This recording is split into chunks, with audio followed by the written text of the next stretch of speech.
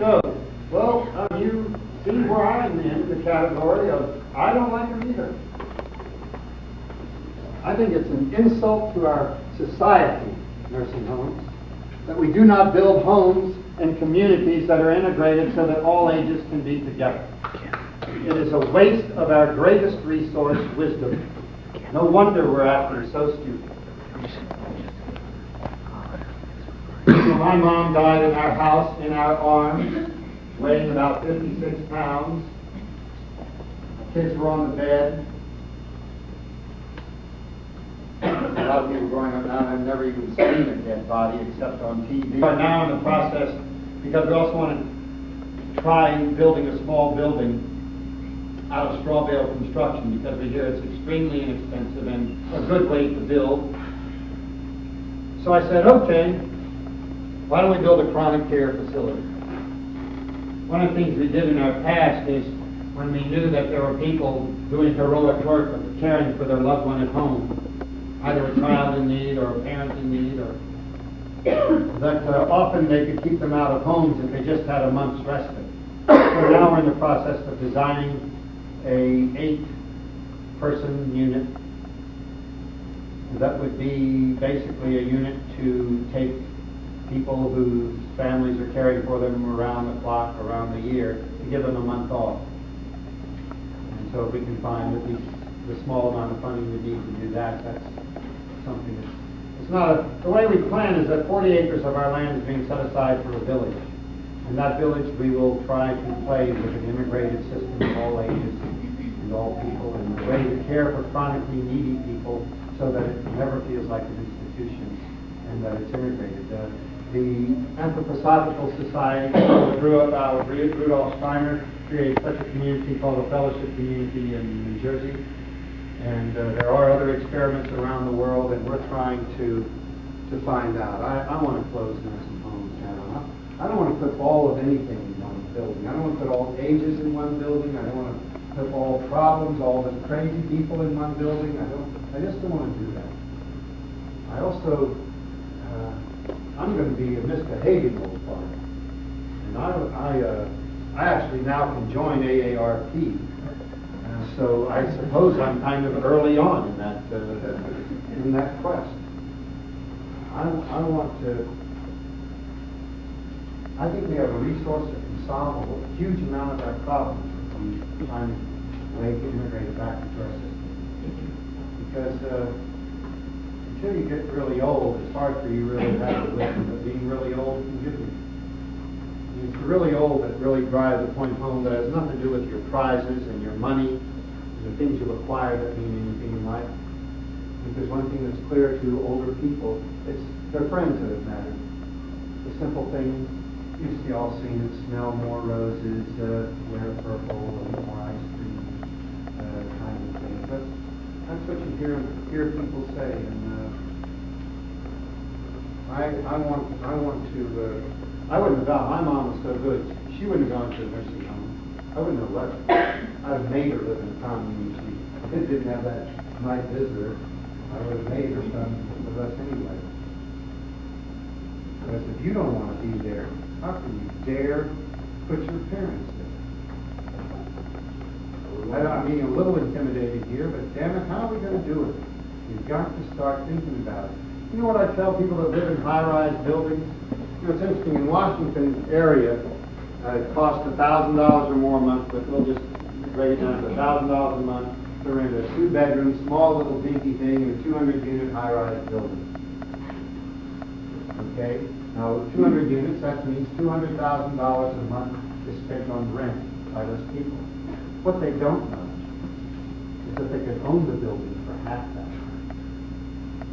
You make the top third sleeping quarters, the middle third recreation, chronic care, etc., the lower third offices, so that they no longer have offices away from home. They've integrated so that people in need and need care can work it out throughout the system. It's just the level of creativity and how we're dealing with our issues is an embarrassment to our potential.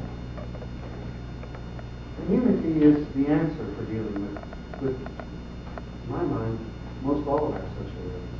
to fall back in love with us as people, for us to be in love with each other again, for you to never ever feel like a stranger again, for you never feel like a non-member again, so that any city street anywhere in the world that you walk on, you feel like you belong there, and that you're there because you're in your community, regardless of which community that is. Yes, ma'am. So you find the majority of people are you're talking about the issue of loneliness? Yeah, you want to talk about loneliness? I think it's the worst disease in our society. As a family doctor, I can say without any... Are there any other health professionals in the room? Right there? I can say without any hesitation that there is no disease that ever begins to approximate in suffering, that suffering that occurs in a person who feels without any connection. That loneliness exceeds everything. There's no AIDS, no cancer, no deformity as devastating as loneliness. Let me give you a poem that makes that point, I hope, very clear. And I say it because the next time you're at a party and you see somebody sitting off to the side, you want to be a hero, go over to them. The reason we're lonely is because most everybody's lonely. We don't get any education in friendship. Let me ask you, is there anything more important in your life than your friends? Anybody? The most important thing in your life, and this is the same for audiences all over the world, the most important thing in your life are your friends, and you never got a class on it. You never got encouragement by your society to put it first. As a matter of fact, invariably you put your work first, or something first. Don't have time for my friends. That's what I hear. I just don't have time for them. And yet, you heard the question, is there anything more important in your life than your friends? No. You're lying. If you said, I wouldn't believe. You could raise your hand. You'd be that one. Occasionally somebody say, well, my family. Of course, aren't they saying that their family are their closest friends? Sometimes they'll even dare say God, and what they really mean is that God's their closest friend. And so it would make sense that the absence of the thing that you hold most dear and important in your life is the thing that is the most painful. A great American poet, Randall Jarrell, like so many poets of this century who went on to kill himself, wrote a poem called A Woman at the Washington Zoo. I memorized this poem because in talking with medical students, I wanted to tell them they had to touch their patients. Not just touch them physically, but touch them with their eyes. They had to fall in love. Their patients desperately needed at least one person to love them. And that they didn't have to believe it from me, who looked like he has a lot of friends, which I do. They needed to know just how devastating loneliness is on a human being. This isn't an academic pain. This isn't the pain of a lost love. This isn't the pain of a failed test or a fired job. It's the deepest pain a human being suffers. So picture, if you can, a woman at the Washington Zoo, maybe on her lunch hour, eating by herself during the week. You know the Washington Zoo as I do. Many benches, many animals, many people. The saris go by me from the embassies. Cloth from the moon. Cloth from another planet. They look back at the leopard like the leopard. And I, this print of mine that has kept its color alive through so many cleanings, this dull, null navy I wear to work, or from work, so to my bed, so to my grave, with no complaints, no comments either. Neither from my chief, the deputy chief assistant, nor his chief. Only I complain. This serviceable body that no sunlight dyes, no hands uses, but dome shadowed, withering among columns, wavy beneath fountains, small, far off, shining in the eyes of animals, these beings trapped as I am trapped, but not themselves the trap. Aging without knowledge of their age, kept safe here, knowing not of death, for death, bars of my own body, open, open.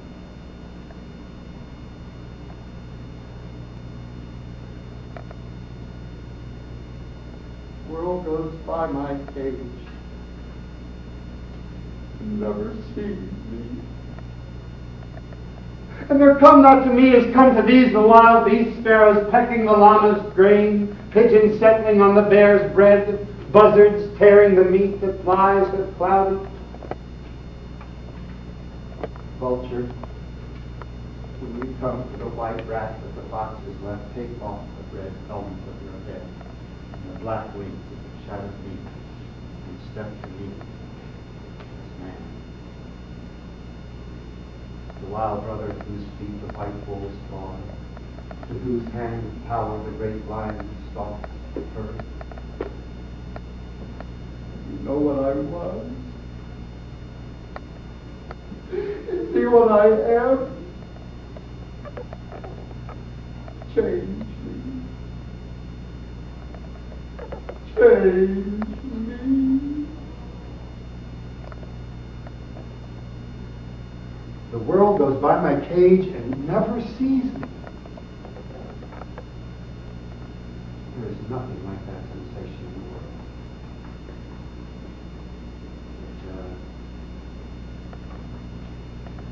It's not something you give Prozac for. You must have a human community where no one ever feels that way again. You know, I grew up hearing things like, you're lucky to have one or two friends. Sure, you're lucky to have friends, but the emphasis isn't on lucky. The emphasis is on one or two. That in 75 years of life, in a world of 5.5 billion people, that somehow you're lucky to end up with one or two friends. Did anyone ever plant the seed in your head for 1,000? 10,000? Most of you wouldn't even believe it's a must. You hear all kinds of language of negating the possibility. Best friend.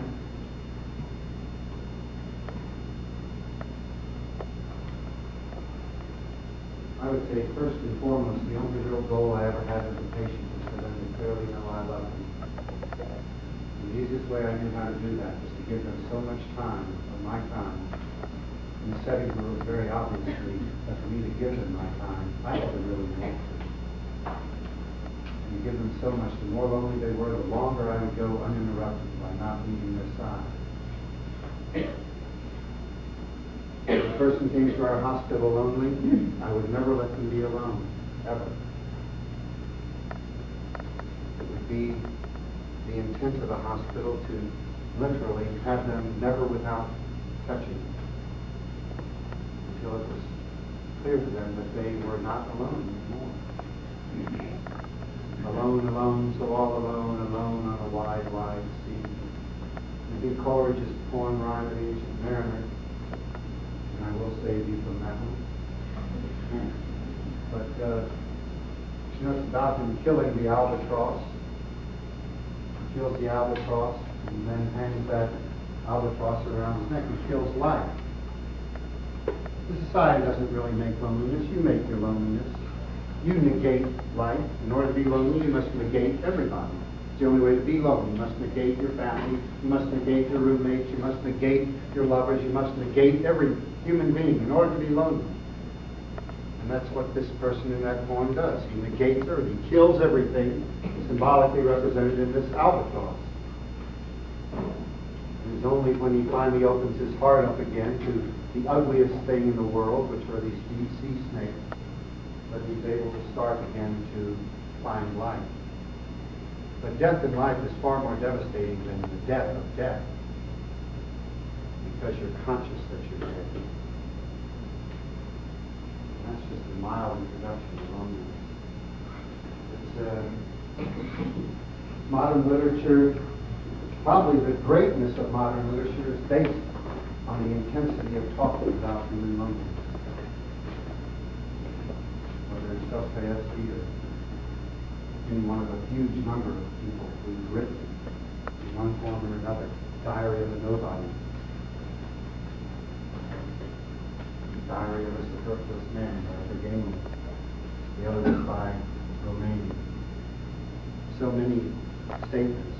Nausea. We've read Sartre's Nausea. Loneliness is very well described in all of modern literature, because it's so present and prevalent. Fatigue and loneliness were the most common complaints in my practice. I'm lonely. I'm lonely. They always said fatigue. They didn't say lonely until they knew you later. Yes? You think the feeling comes from inside or outside? All those things. Both? I don't know how to break down anything. I mean, I find myself where science has spent the last 200 years trying to reduce things to single causes and single things. My life has been to do this. More things, more causes, 10 million reasons instead of 2 reasons. I feel less sure of why for anything every year. I actually think you can never ever even begin to understand a fraction of why of anything in your life. If you have a statement you can make as to why anything in your life, I know I could give a devil's advocacy several hours long as to how it might be something else, which you couldn't prove. So I don't know.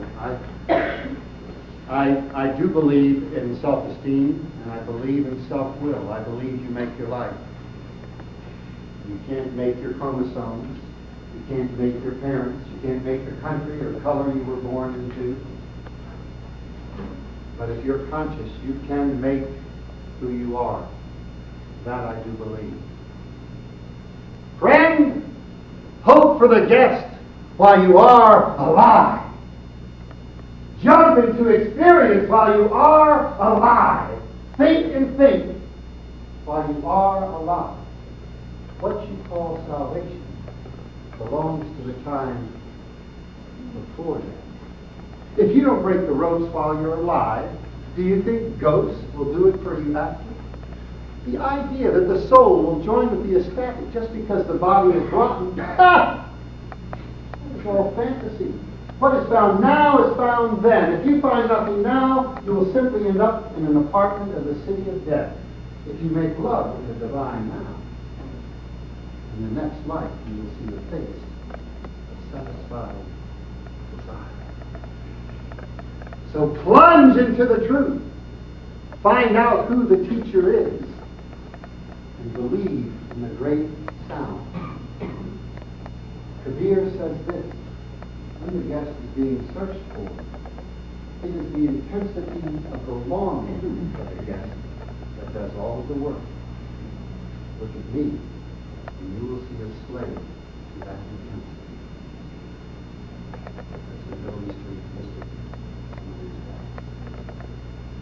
Passion, finding out yourself, making your life. That's really where good health is, getting back to your question. Making your life. Feeling the miracle of life every single day. Never ever whining again in your life. When you whine, you say, I'm dead. When you say, I'm bored, you say, I'm dead. I consider boredom a medical emergency. It is an insult to life.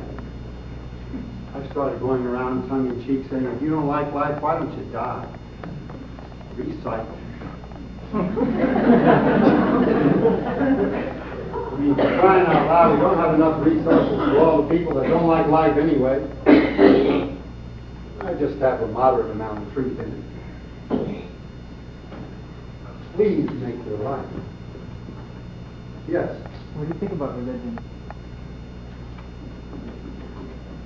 Religion. How would you define it? I consider religion a social institution and faith a personal belief. So social institutions are good as long as they don't try to impose themselves on somebody else, and ideally don't try to lay a big trip on the person within it. And faith, personal belief, is absolutely essential for anything. It doesn't seem to matter one whit what you believe in. It does seem to matter a huge amount that you believe in something. It can be nothing that you believe in, as long as you believe it. Half-assed belief is not worth a damn. Total surrender, immaterial what you surrender to. I would prefer you surrender to something good rather than to something evil. But it seems completely immaterial. There's nothing like your belief system. Your belief system is everything. And the interesting thing about it is that no one else needs to believe it. And if it's complicated enough, no one can prove it or disprove it. It's simply what they call faith. You just kind of surrender. My God is friendship. My religion is community. Social institution is community. My faith is in people. I love people. I love huge numbers of people. I never perceive I don't belong. I think religions have done a lot of damage. Have they done more damage than good? I don't know. I wish as many people said they were religious, were faithful. I left religion during the Civil Rights Movement when I sat in an all-white church and then talking about love and talking about something else most of the other time. Hypocrisy drove me from religion. My mom being sick drove me back to going to church, so for 7 years I'd carry her into church since she was one-legged and skinny. And I went to church religiously for 7 years. Even got on the vestry of the church that she was a member of. But I believe I'm a spiritual person. I think, I'm not sure I can tell you what that means. I like love. I like fun. My religion probably includes all those things. My God is in human love. That's what I believe in. I think you need to believe in something or it's big trouble, big time. Yo. What do you think of unorthodox medical treatment like dolphin therapy or diving? What was the first one? Rolfing? Dolphin therapy? Golfing? Dolphin. You know, I like everything that's non-violent. God knows I have bumped into, I mean, all you have to do is go to California. There's so many different therapies. Oh, golly, I like them all. I always say, do me. Whenever I meet somebody who says, I do this, I say, do me. So I've been done by a lot of different doers. Every massage therapist I meet, I don't care what their training is, I've been massaged. And there are at least 60 or 70 massage techniques that I know of. I love human creativity. I think the imagination is possibly the most interesting thing about human beings. Everything that ever was first came out of the imagination. Every thought, every piece of music, everything ever done, everything ever said, everyone ever loved or hated came out of the imagination. And medicine is no slouch there. Who saw The Road to Wellville? Oh, see it, you know, it bombed at the box office, but go back, rent it. It is a riot. If you're not familiar with the 19th century good health movement, kind of the new age of the 19th century, you really snoozed on not seeing The Road to Wellville. If you did see it, all those little devices they had, they're a fraction of the ones that were out there. I have a patent myself on a very odd medical device, and because of that I had a chance to, in researching the patent and looking at all the patents for weird devices and things that people did to one another, and The Road to Wellville is one beautiful, it's about Mr. Kellogg, and you may not have known this, but Mr. Kellogg is one of the founders of natural health, and Mad as a Hatter, and Anthony Hopkins does a superb job. Did you like the film? Excellent. Oh, It was like that movie Ron Williams did, Toys. They bombed from the critics, but I thought they were astounding films. Unlike all healing techniques, I don't like the greed or arrogance around them. I don't want to hear about your success rate or how prosperous you are from it. I'm really interested in watching you heal. And so I love to watch people do their work.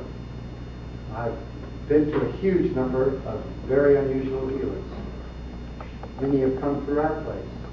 I know a man who uses modified jackhammers to do body work. Yes, those things that break up the road. It's jarring. Everything is weird. My particular medicine, allopathic medicine, has done the weirdest experiments. Sandpapering acne, radiation to acne. And, oh God, the stuff they've done for fat. Baboon hearts, I like that one. How do they talk that family putting a baboon heart in a kid? Well, how about an aardvark?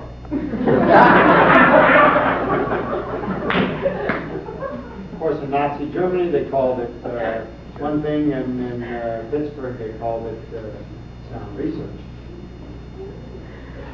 So there's I like the thing not to do harm, whatever the healing technique is. I like you first to promote being well, and then start with gentle things and work up to serious things. I don't think, there are very few things I would completely get rid of. They all help somebody. I'm really glad I've been involved in all the complementary kinds of healing.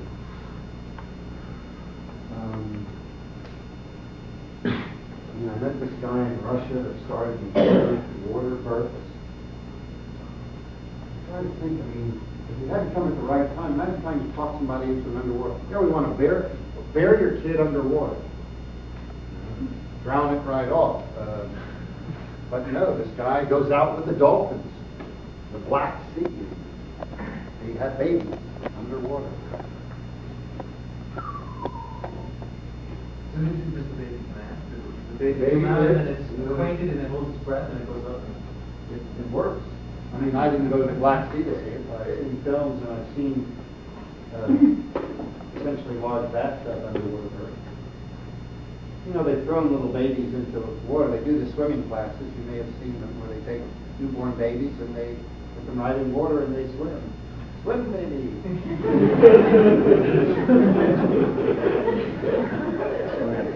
So I'm forever amazed at what they did. When I was in medical school, they showed me a tree-trimming operation. You know what that is? Where they, this woman paid a couple of donkeys and a goat or something for this shaman to break a pretty large size hole in her skull and expose brain tissue and then put manure on it and then close her back up. She paid to have that done. Didn't die. For doctors like me, I'm going, sterile technique, where's cleanliness in America? They've never allowed done in the emergency or surgery in the hospital in America. But it helped this woman. It's an honest to God video. It wasn't there to make fun of, it was there to show the power of shamanistic medicine. Faith, belief. I've been to faith healings that just spooked me out. All right, have you ever seen psychosurgery? There's something.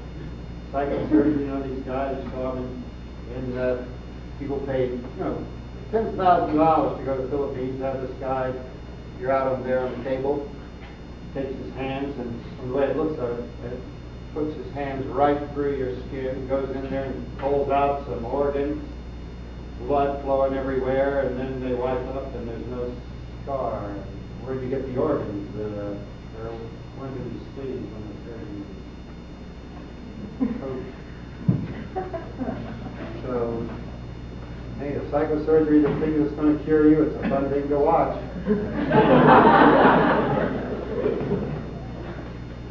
I don't mean to really say these things glibly, but people will do anything for relief of suffering.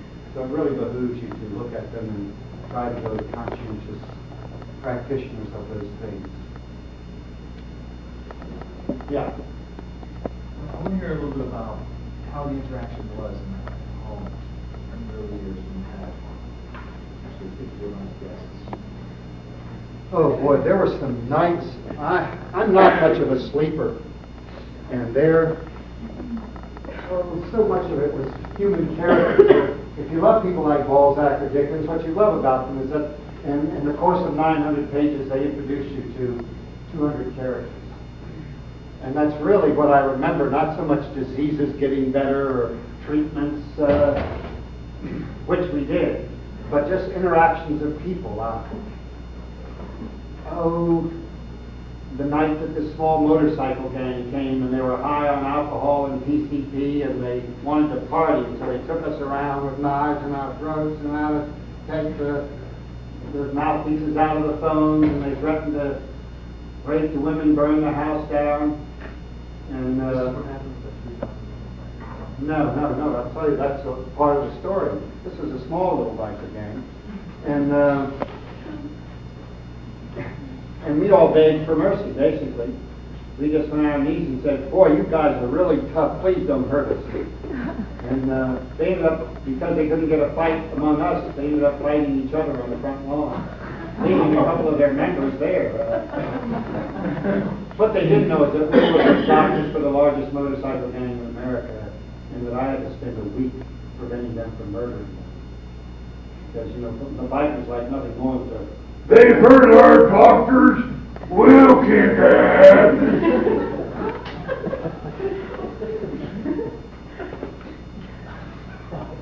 I mean, there are a lot of, Oh dear. most of it is, most of the stories that I remember are just people thinking that they're coming to something they're familiar with and it being very different than they're familiar with. And seeing, I really liked mixing. I loved having, because we were very much not interested in having a place for poor people. We were very interested in having all people there. And so there were, at same times, homeless and movie stars and,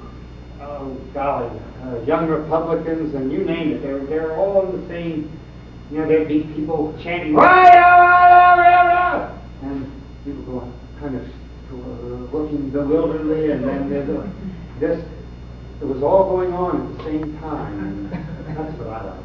I love the human community so much. So did it have, I'm trying to get at, did it have an effect that people kind of realized a cooperative sense that they had? Oh, very much so. More so that Almost never did we have to talk anybody to join in the help of the cooking, the cleaning, and that sort of thing. We were almost never stolen from, we were almost never hurt. It astounded me, to tell you the truth. Like I said, but my closest classmate was murdered by one of our patients, and maybe we were shot at 3 or 4 times. But by and large, even though we let a huge amount of unhealthy parts of our community into our home, we were safe. I mean, I used to hand to absolutely raving lunatics. I mean, the kind of lunatics that Hollywood loves to portray on the screen, just ravers. And I'd hand them my newborn kid and say, look, when you hold my kid for a second, I've got to go answer the phone. And I'd do it even if I didn't have a phone to answer, just because I wanted to see what would happen. Okay, I mean, some people thought I was being an irresponsible father, but what I noticed is that, imagine the trust, though, if they remember, a very psychotic person has very many trust issues. And I just handed them the ultimate trust right to my own helpless child and said, I'm leaving the room. I never heard anybody. I did my own sense of intuition. And I think we did a lot of intuitive medicine. We didn't know what we were doing. I'm not sure we ever did or we ever will. I know we cared, and that I never wanted to be afraid of somebody just because they were big, angry, and violent. And that I didn't want to incarcerate them. I wanted to maybe be the first person they can remember that really wanted to love them. And I would take, I myself, really, partly because I was a mental patient myself, and partly because I'm so fascinated by people. And my favorite writers are those long-winded 19th century writers. I mean, I have read complete works of a lot of those guys that wrote a lot of very long books. And when you're a doctor, the books are a lot longer when you're in person with the person. So when I would stay up 4, 5, 6 days and not sleep with another person who's staying up 4, 5, and 6 days and not sleeping, and running up and down hills, and me running up and down hills, and tearing off their clothes and rolling in dirt, and me tearing off my clothes and rolling in dirt. When I would go the distance with them, and they didn't leave, they always ended up falling asleep, sleeping for a long time, and waking up all right. Now, the psychiatric profession doesn't know about that. And there were times when I would have 5 or 6 people massaging the person, round the clock, round the clock, round the clock, just never stopping, touching, rubbing, kissing. I'd say, okay, you're going to be kissed. And I just had a huge number of people kissing me. Just suffocate people with kisses. Most of the great times making movies, in a way, you remember, I had all these people willing and agreeable to do almost anything I thought of. And so I thought of a lot of things. And had a whole lot of people say yeah. So it was like having a huge number of playmates that would do something. And it was, all of them had to do with games towards closer intimacy, closer intimacy, closer intimacy. And whatever their thing was, I just exaggerated and made you make a movie out of it. I mean, I have a bulimic film I wish I could show you. It's very different than anything on bulimia you have ever seen.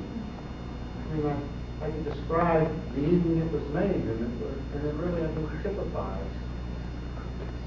You understand, we didn't know what we were doing.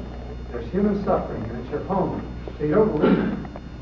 And that's what you do now with human suffering. You deal with it a little while, 1 hour a week or something, and then you leave. Or you go to the hospital for 8 hours, and then you leave. Well, this is our home, with our children and our families. And not knowing what to do, but not wanting to get Haldol or Thorazine, and really trying to feel safe with people who weren't safe,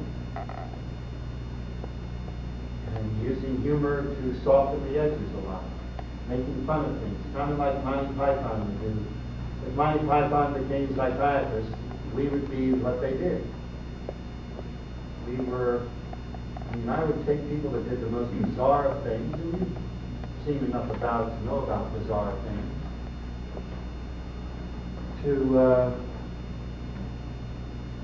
we would just take whatever their bizarre thing was and make a film around it that would make it into a wonderful thing, and make them the star. And then they have an opening. There'd be a big opening of the film, and have it be the star, so that they wouldn't be lonely. Mental illness is a very lonely position. And they just keep trying stuff, and trying stuff, and trying stuff. Most of it based on love and fun, creativity, imagination, having a whole lot of people, a whole lot of up people. I mean, I really have spent my life collecting positive people.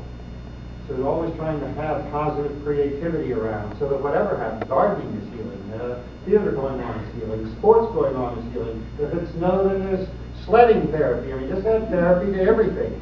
Go for a walk there, brushing hair there. And there's nothing, I mean, one person brushing your hair is nice, but you have everybody, okay, brushing time! Maybe you wouldn't stop until everyone had brushed your hair. Just all gimmicks, tricks, to try to bring people closer together. Everything was a gimmick. Everything was just a gimmick saying we've got to have as many activities as we can so that people can be with people. So if somebody came, whatever their trip was, if somebody came in that was the most fundamentalist of whatever they were fundamental about, we would have them be the teacher for that day, and we'd do everything they said. Wouldn't matter. And that would be the teaching of the day. So we kind of encourage diversity by really celebrating all the diversities and giving them all credence. We allowed a lot of unusual behavior. We were probably irresponsible a lot of times. And we didn't know when nudity was right or wrong. We didn't know when almost anything was right or wrong. tell you the truth. If you do violence, it's wrong. If you did violence, you had to leave that minute. You did not allow physical. Verbally, you could be as creative as you came up with. Physical violence, you had to leave that minute. You come back. So, we don't have, we prided ourselves in having those skills within ourselves. And so, if violence came, we only had to ask 15 or 20 people to leave. Maybe 5 or 6 times in my journal I wrote goodbye notes to my family because I thought a patient was going to kill me. I wouldn't tell my family because I didn't want to alarm them. They didn't.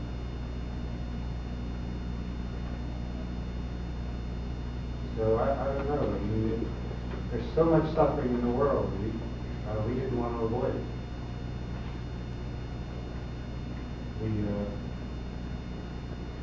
There were nights when there'd be, I don't know if it was full moons, there were nights there'd be 10 or 15 people that hadn't slept in a week, all awake, and I might be the only one up.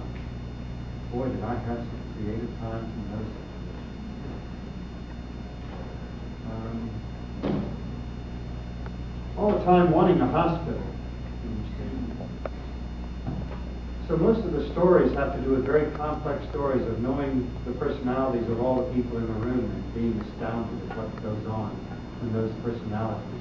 So yogis who are pure and clean and couldn't be more wholesome. I mean, Christ's wife next to just evil incarnate. And make sure they sat next to each other at the dinner table. But see where that went. I mean, it wasn't unlike me to try to get a middle-aged man to stop smoking, the one that had already smoked for 20 years that I know had been compromised, a little overweight. It wasn't unlike me knowing this single man and how long it had been since he had last been kissed, to go and ask the most attractive woman there that I could possibly imagine that would be his fantasy woman that was in good shape. And I would say, do you mind taking Bill for a walk up that mountain? And he keeps up with you, speed up. Whenever he keeps up with you, you just keep speeding up. You can imagine what that means, right? He never is able to walk with her because he can't cut it. And what do? I just find out how it went, and I say, hey, Bill, how's that walk go? And you find out 3 months later that Bill had stopped smoking and was on an exercise program. I mean, it didn't work all the time, but just doing things like that. I never cared. I tell you things I did. I mean, I would meet a 37-year-old man that had bad acne and was bashful and had never been with a woman. And I had both men and women, not prostitutes, but because no money was exchanged, and that wasn't their profession. But men and women who recognized that no one should die without at least one fabulous night of tenderness. So if I met people who were old enough to where it was really important to me because of the depth of their loneliness and sadness, because, you see, I had to deal with a lot of people with horrible acne and with great souls, but they were ugly.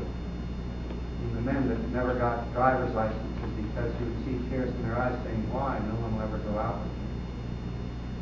I remember the man described to me how I had never seen the beginning of a movie because he found that if he walked in while the lights were on, people just couldn't hold back how ugly he was. So he never saw the beginning of movies. I mean, I'm really describing something that is ethically possibly wrong in some of your minds. But I'll tell you something. When you are sitting with a person who's 45 and never had a caress, never had tenderness in his life or her life, and you know somebody who will give them a night that if they never had another one, they have that night and that memory. And you know that no money exchanged hands, and you know that it was done not out of charity, but for no different a reason than I did the work I did. Does that sound sick to you guys? I mean, all this is going on. You know, the loneliness that you're talking about. Being a family doctor, it wasn't just a matter of hearing things and remembering what I was taught in medical school. what you hear when you spend a lot of time with people is you hear human misery. You hear human loneliness. So it wasn't unlike me. I mean, I didn't have sex with my patients. I didn't fondle my patients. But I would hold on to them. I would lie in bed with them with my clothes on and their clothes on, and I would hold them for hours, days if I had to. Because I would not let somebody in my house feel hungry. Men, women, it didn't matter to me.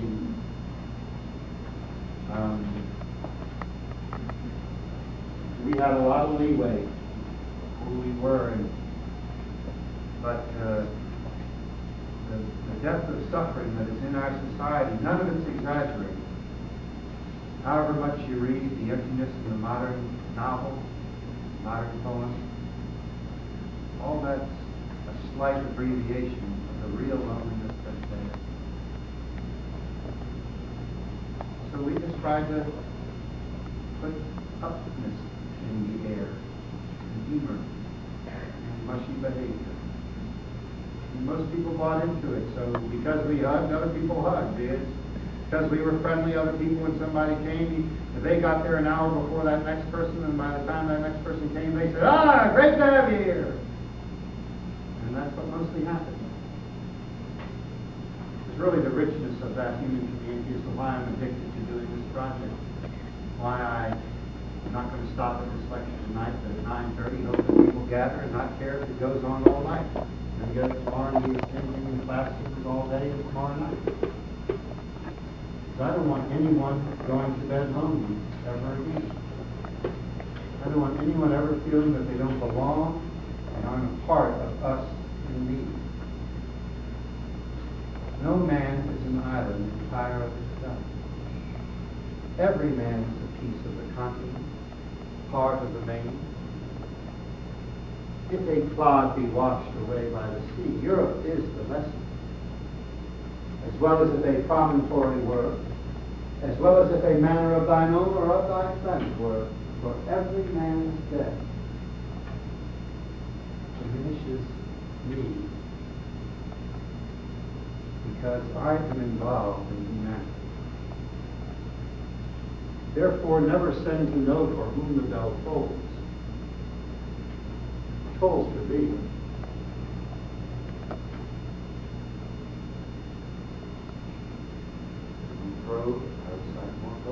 Let me give you a few great love poems, okay? Can I do that? Let me just give you. How about Pablo Neruda? You know, I said a poem this afternoon in class, but it was another kind of poem. This Pablo Neruda probably wrote as great a love poetry as far as I'm concerned that ever happened. It is so delicious. This is from a book of 100 love sonnets to the true love of his life, his third wife, Matilda. And this is number 16. I love a handful of the earth. You are. Because of its meadows vast as a planet, I have no other star. You are my replica of the multiplying universe. Your wide eyes are the only light I know from extinguished constellations. Your skin throbs like a streak of a meteor through rain. Your hips were that much of the moon for me. Your deep mouth and its delights, that much of sight. Your heart, fiery with its long red rays, was that much ardent light, like honey in the shade. So I pass across your very kiss me. Compact, planetary, my dove, my love. Just to show you that that wasn't a fluke, I'll give you the number 17 that follows it.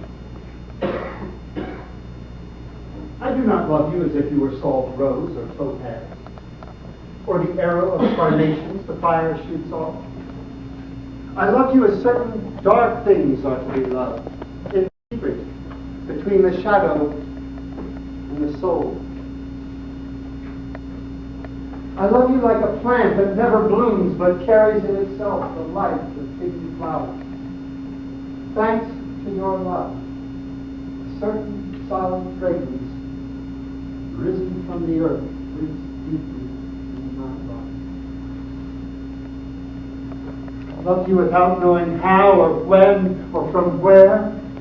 I love you straightforwardly without complexities or pride. I love you because I know no other way than this, where I no longer exist, nor you.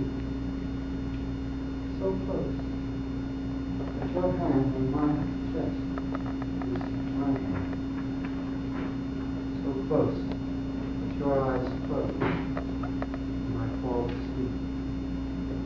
Now, does that guy like his wife or what? That is some tenderness. And I can give you a lot more from that book, but I won't. Make you go out and buy it. Somebody else? What's it? Is it 9 o'clock? It's even after 9 o'clock. So see how quickly time flies? Wait. Don't forget now. If I can ever be your buddy, write me. Do not kill yourself. Please devote yourself to helping. If you are not happy, helping will make you happy. If you'd like to go and help us in West Virginia, call that number and tell Cheryl or Kathy you can't wait to come. And thank you very much for having me.